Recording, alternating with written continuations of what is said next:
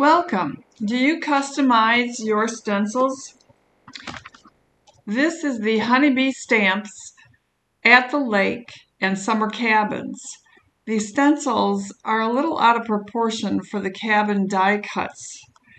The front trees are too large for the cabins, so I had to customize this, and I'll show you what I did coming up next on Catherine Paper Art. So as you can see, I have to move the stencil around to customize this scene to fit the size of the little cottage die cuts.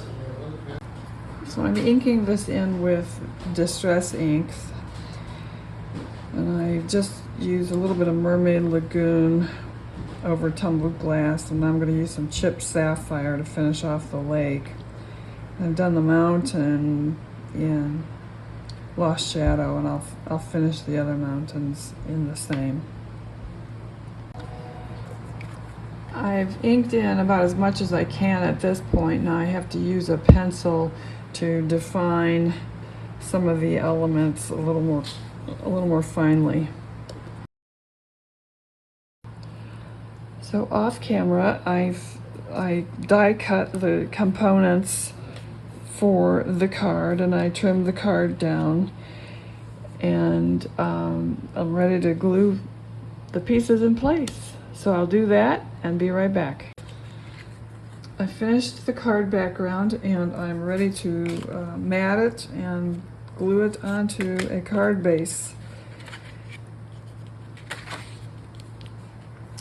So I will do that off camera and be right back. That is the second card finished, and although I did have a little bit of a problem with this card, with the path, I ended up having to patch in the path. My husband assures me that it looks okay. It's not ideal, but I had finished inking the entire background and then was inking the path with Vintage Photo and got too heavy-handed. And you know, once you get too heavy-handed with the Distress inks, you cannot erase them, you cannot remove them. You can't do anything with them except try to cover them somehow. So that's my fix there. I patched it, but it looks okay. So I hope you like this video, and if you have, please give us a thumbs up.